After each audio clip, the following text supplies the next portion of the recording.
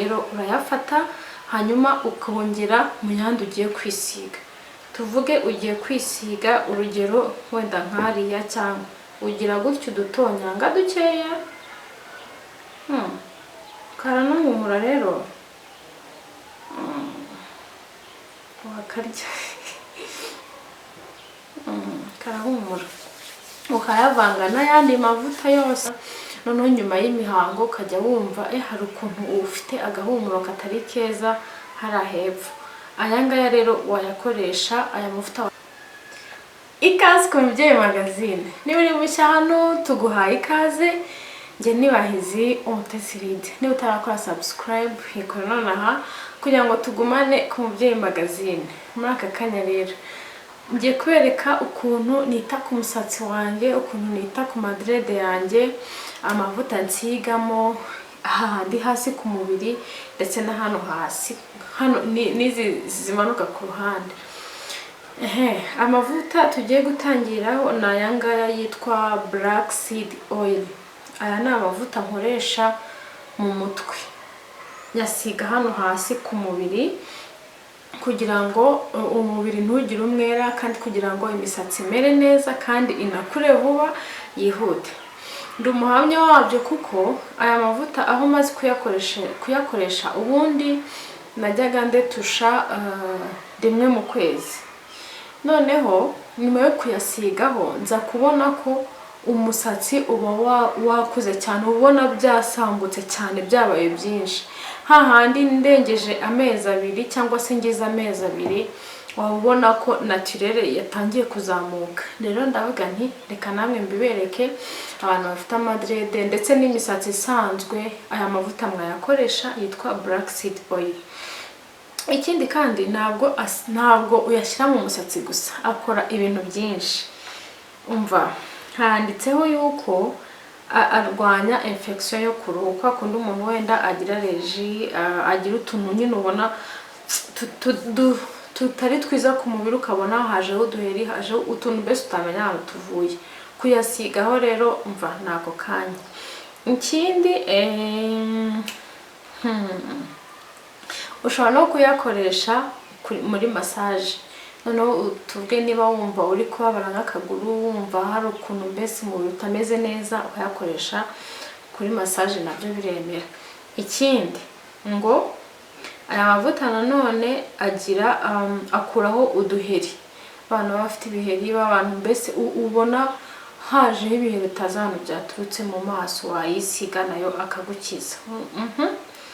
Hanyuma umva ni ibintu byinshi, akora ibintu byinshi cyane. Ikindi kintu akora, urabona ushobora nko ku badamu igihe nyuma yo kuva mu mihango, kubera kumara igihe kinini wambaye kotegisi, tuvuga iminsi 3, iminsi 4, iminsi 5 bitewe n'umuntu igihe ayimara.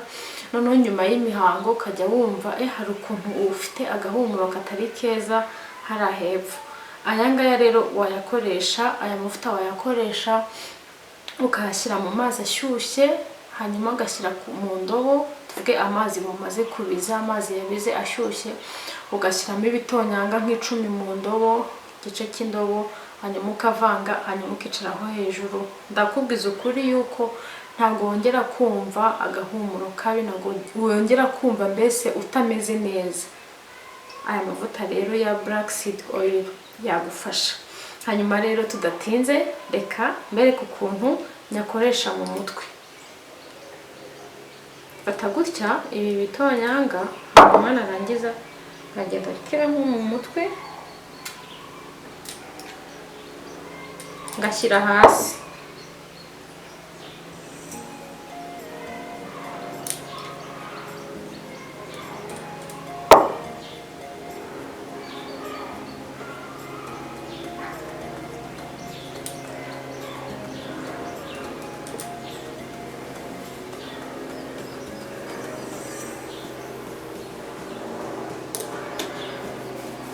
Iyo maze gushyiramo rero, iyo maze kuyashyiramo hasi rero ndazimanganya hasi ku mubiri ku ruhu. Ikindi nabonye ntabwo umuntu yishimagura pe, nta kwishimagura mu mutwe bibaho iyo wayakoresheje.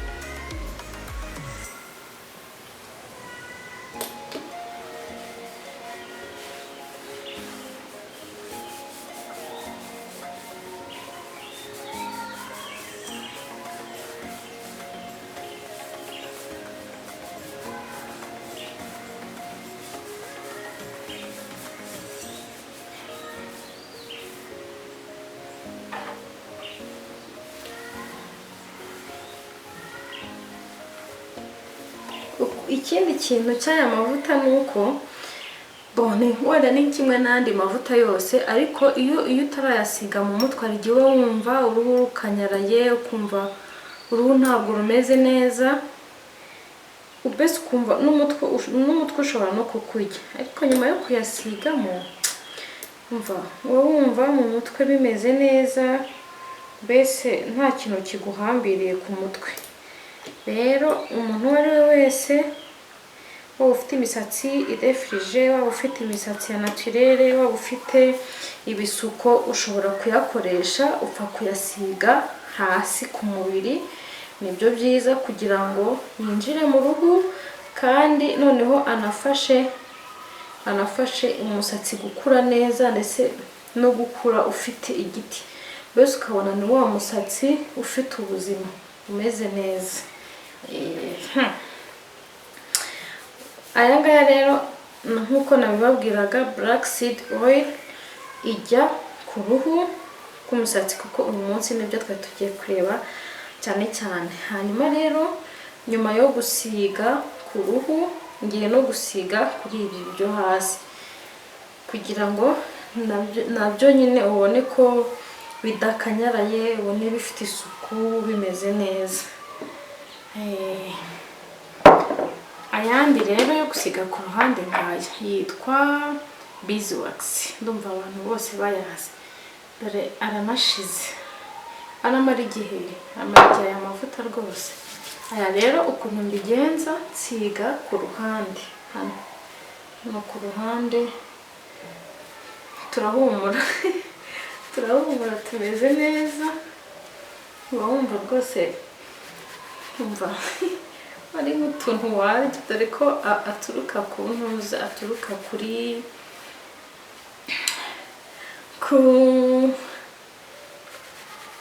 arya ni iki, biriya bintu bivamo ubuki, inzuki, ituruka ku nzuki. Yego rero gusiga hano ku ruhande ni ukugira ngo nabyo bibe bifite ubuzima, zino zo hasi zibe zifite ubuzima, kandi n'udusatsi duhumure, tumere neza. Murabibona ko ari ibintu bitagoye, ni ibintu byoroshye. Ubwo rero ufite imisatsi y'amadrede, nakubwo ufite amadrede, niba utajya kubikora nawe ubikore, amadrede yawe amere neza, amadrede yawe agira isuku, dore ko abantu benshi bavuga bati amadrede ntabwo arayo, ntabwo asa neza, ntabwo bigira gute. Rero natwe ntitukajye mbese twanga kugira ntitukabikonfirime yuko amadrede ngo ni abantu b'abanyamwanda, ngo biroroshye, ngo biri ekonomike, ngo ariko umuntu uzifite ngo ntabwo aba afite fresheri. Oya, ntabwo ari byo rwose. Amadrede iyo uyitayeho asa neza, iyo uyitayeho agira ubuzima bwiza, akaba asa neza, kandi nawe ufite fresheri, sibyo? Yego, murabibona ntabwo ari ibintu bitinda rwose. 2 mu cyumweru ugasigamo amavuta yawe, cyangwa se ako 2 ni sawa, 2 mu cyumweru, hanyuma ubundi ukanamesa mu mutwe. Ese mumesa ryari mu mutwe amadrede yanyu? Muyamesamo nyuma y'amezi 2, 3, ukwezi kumwe, icyumweru, mbese ni iyihe?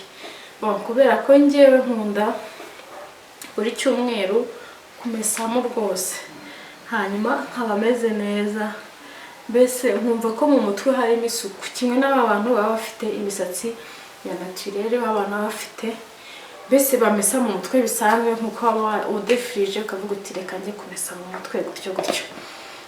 Rero maze kubereka uko nita ku isuku yanjye y'amadrede, hasi ku mubiri ndetse no ku ruhande.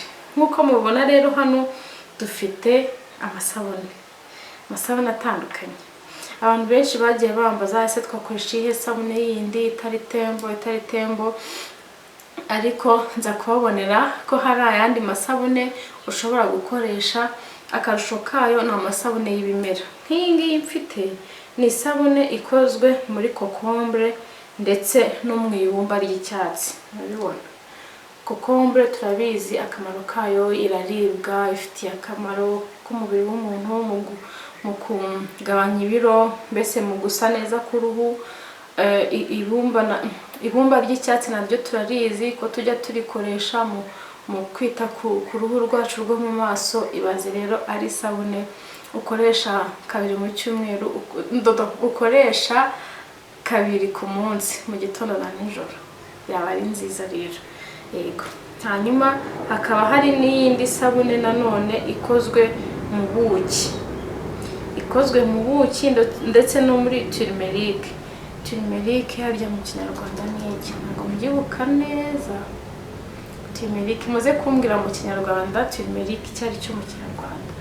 Ngaho ubuki turabuzi, ubuki tuzi akamaro kago, turaburya, ni umuti, tubukoresha nanone mu maso yacu iyo tugiye kuvuga uti umva ngewe coffee murayizi ko ntimeze, mbese na ntuza brown coffee ndetse na cinnamon. Nkuko nabivugaga, ni ibihingwa, ni ibiribwa biri naturel ushobora gukoresha ubirya. Nkuko nabivugaga rero, ibaze uyikarabye ukuntu wamera neza. Hano hari iyindi ikozwe mu amakara ndetse na rosemary. Rosemary na mint. Uribaza umva ubuse ndumva nabuze icyo mbabwira kugira ngo muhitemo. Izi ngizi ni zimwe. Yego rero akarusho kagiye kabamo, hari nk'iyi ngiyi ya turmeric, iyi sabune ikozwe mu buki ndetse no muri turmeric.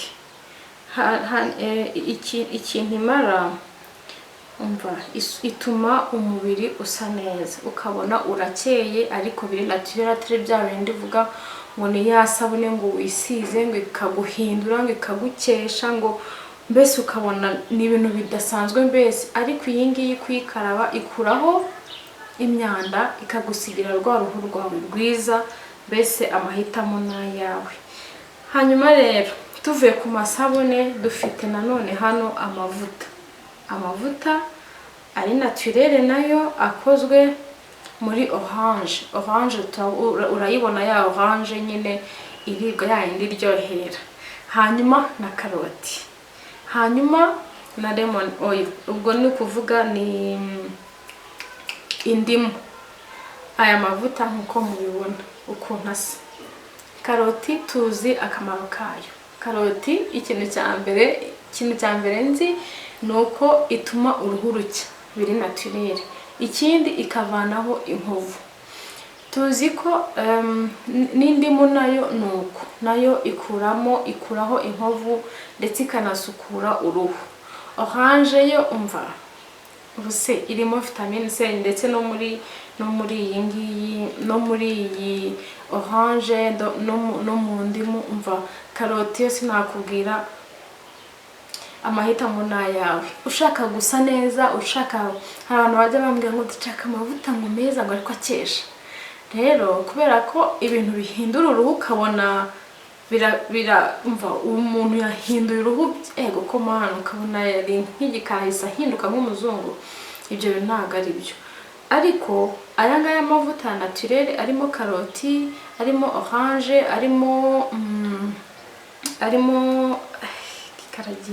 arimo indimu, arafasha kuko ni ibintu biri naturel, ni ibintu bitigeze byongerwamo ikindi kintu. Uko wayakoresha rero, urayafata hanyuma ukongera mu yandi ugiye kwisiga.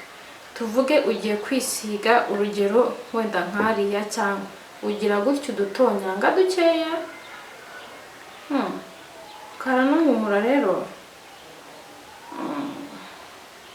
wakarya karahumura. Ukayavanga n'ayandi mavuta yose, n'ayandi mavuta wisiga, hanyuma ukisiga ukamera neza, ukagira uruhu rwiza. Rero aya mavuta ntabwo yangiza uruhu, atuma umuntu asa neza, kimwe n'aya masabune. Mfite ubuhamya, mfite abantu nzi bayakoresheje bagasa neza. Niyo mpamvu navuze ni rero abakunzi b'umubyeyimagazine sinakwihererana ibi bintu, ngomba kubibabwira. Rero ukeneye isabune, ukeneye aya mavuta, ukeneye aya ngaya nababwiraga, mbese byose ndabashyiriraho nimero mwahamagara, ubundi muse neza, mwimerere neza, mwigirire fresheri, mujye mutambuka, umuntu abone ko usa neza, uri umudamu usa neza, ibiheri, inkovu, byose tubyibagirwa. Ukoresheje rero ibi bintu birashoboka ugasa neza. Nicyo mbifuriza, ndabifuriza gusa neza, ndabifuriza kugira ubuzima bwiza, ndabifuriza kugenda mufite fresheri, mwasize amavuta mu mutwe ku buryo ubona ko mu mutwe hasa neza, nta mwera, nta bintu byo gukanyarara kw'imisatsi. Umva, mbese nicyo mbifuriza gusa neza. Duharanire kubaho neza ndetse no kugira ejo hazaza hacu heza, twiyitaho, tumenya ibyo dukoresha. Icyo ubonye cyiza mugenzi wawe cyamugirira akamaro ukakimwereka, hanyuma rero ubuzima tugakomeza tukaburyoshya. Murakoze cyane rero, abatarakora subscribe muyikore, mukore like, mukore share, hanyuma tugumane ku mubyeyimagazine. Murakoze cyane, naho ubutaha. Bye.